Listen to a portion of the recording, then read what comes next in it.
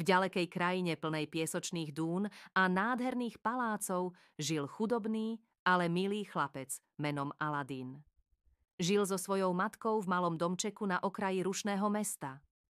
Každý deň pobehoval po trhovisku, pomáhal obchodníkom a občas si privyrobil nejakú tú korunu príležitostnými prácami. Hoci nemal veľa, mal dobré srdce a vždy sa snažil pomáhať iným. Jedného dňa prišiel do mesta neznámy muž v bohatom plášti. Bol to zlý čarodejník, ktorý hľadal niekoho, kto by mu pomohol získať čarovnú lampu.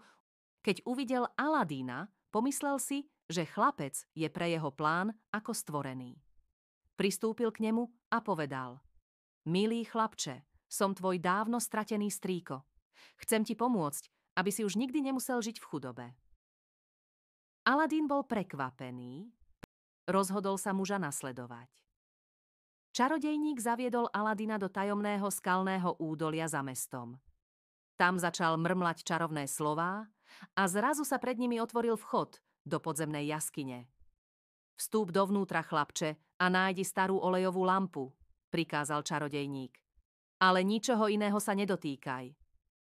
Aladín zostúpil po kamenných schodoch a ocitol sa v jaskyni plnej zlata a drahokamov.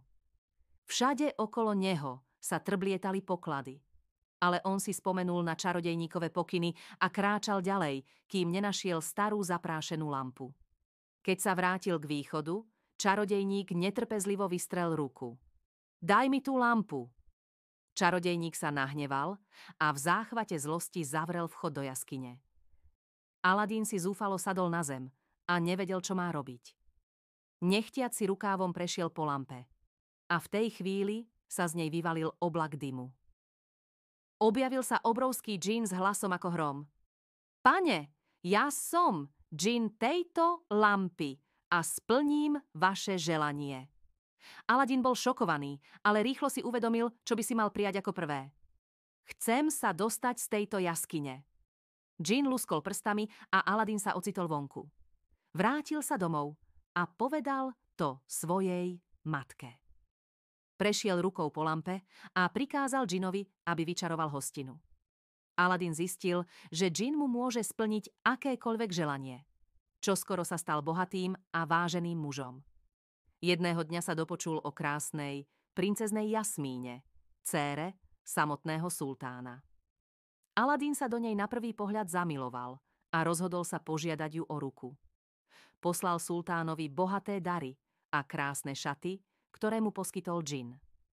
Sultán bol ohromený jeho bohatstvom a dovolil Aladínovi, aby sa s princeznou oženil. Vďaka čarovnej lampe mohol postaviť nádherný palác, v ktorom s princeznou šťastne žili. Zlý čarodejník sa však dozvedel, že Aladín lampu našiel a využíva ju na získanie svojho bohatstva. Prevliekol sa za starého obchodníka a zašiel do paláca, kde ponúkol nové lampy výmenou za staré. Keď princezná uvidela Aladínovu starú olejovú lampu, nevedela o jej čarovnej moci a vymenila ju za krásnu novú. Kúzelník sa potešil, pretože teraz mal lampu vo svojich rukách. Hneď privolal džina a prikázal mu, aby celý palác aj s princeznou preniesol na druhý koniec sveta. Keď sa Aladín vrátil domov a dozvedel sa, čo sa stalo, bol zúfalý. Po nejakom čase zistil, kam bol zlý čarodejník a princezná prenesení. Jedného večera sa s princeznou tajne stretli a dohodli sa, že pôjdu na planinu. Mal nájsť čarovnú lampu a priniesť všetko späť. Aladín sa nepozorovane vkradol a pomocou lsti získal lampu späť. Rýchlo ju umyl a prikázal džinovi, aby nadobro odstránil kúzelníka a vrátil palác a princeznú späť domov.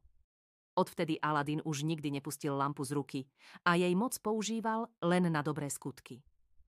Spolu so svojou milovanou princeznou žili šťastne a láskavo vládli svojmu ľudu.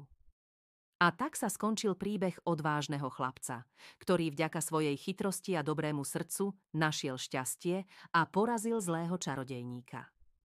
Zazvonil zvonec a rozprávky bol koniec.